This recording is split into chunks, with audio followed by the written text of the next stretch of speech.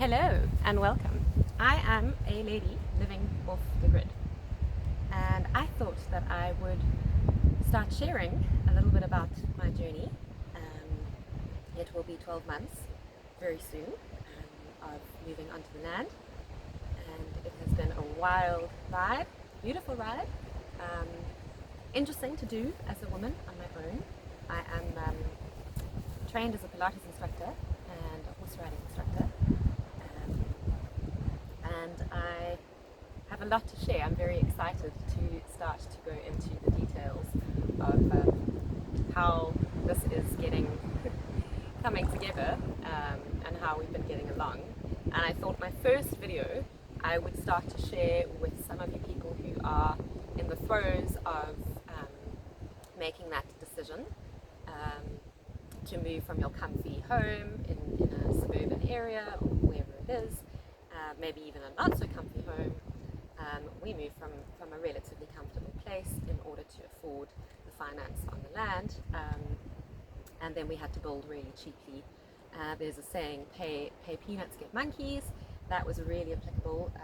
I can thank my mother because she has always said that, and I knew that with my little budget of R1 million, to develop infrastructure, basic infrastructure on the farm, because there was very little, and to build a 2-bedroom house for us was a big push, and I've had to do a lot of it myself, and a lot of it paying people probably too little to get a good job done.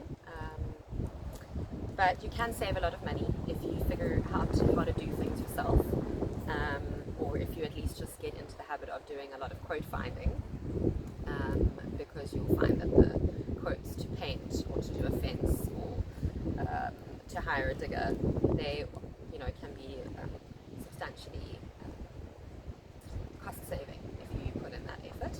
And then at the same time, when you are doing your quote finding, you're also talking to a lot of people in the various industries, and you're picking up tips and ways to cut corners without having a below par result. These are the horses behind me. They are free roaming this morning. They mostly behave themselves.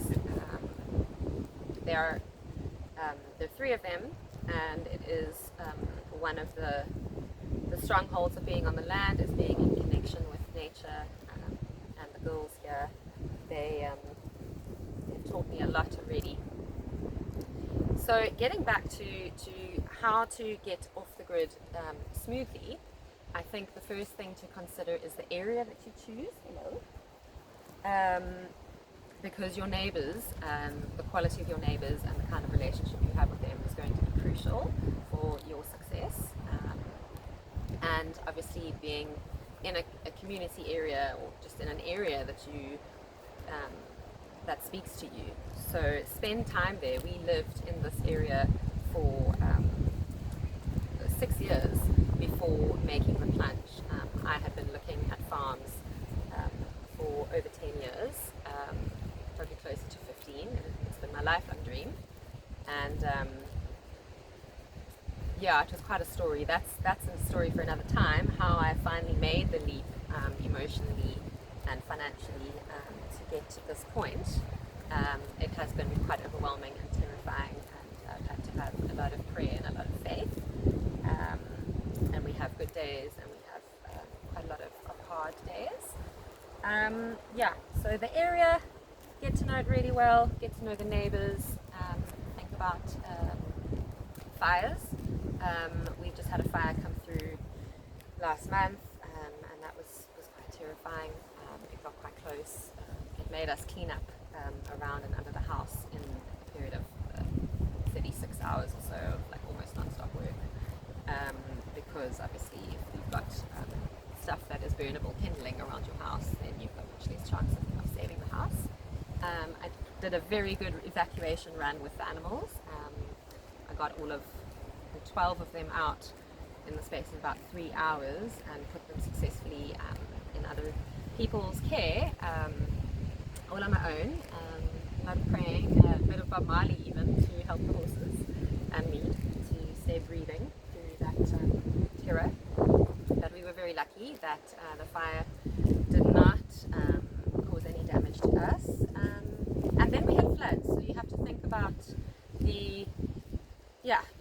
what is nature going to be doing? And nature's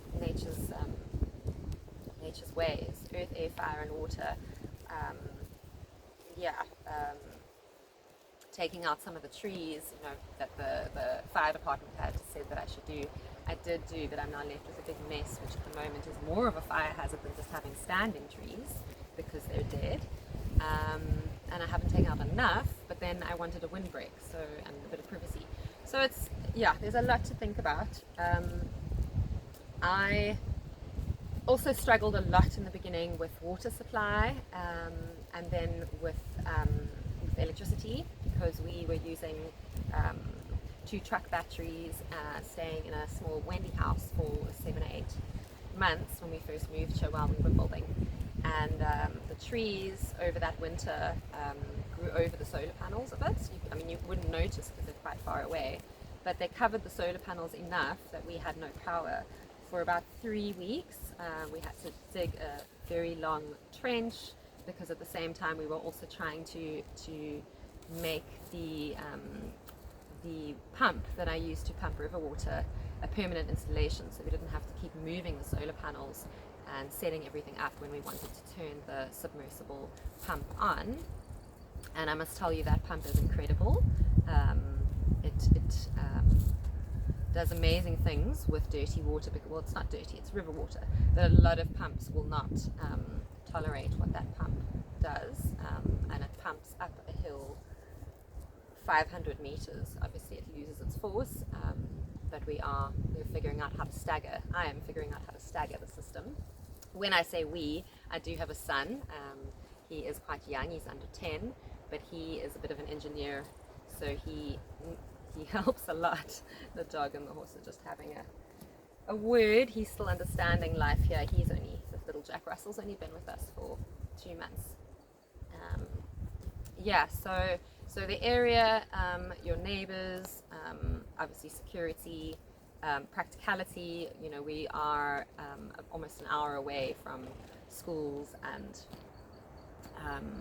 shopping malls and doctors and things, and that's quite impractical. But on the upside, we live in a very clean, quiet area, which is very helpful. Here, there my girl, inspecting the camera. So don't underestimate the difficulties and the cost of getting the basics of civilization together. Your water infrastructure. You actually ideally need 3 different water supplies, and definitely quite a lot of water storage for when things do go wrong, whether that's a drought or your pump breaks, because we went without water. I think it was after we went without electricity. It was around the same time actually, because the electricians did half the work and left us with a pump that you can't just plug into a generator.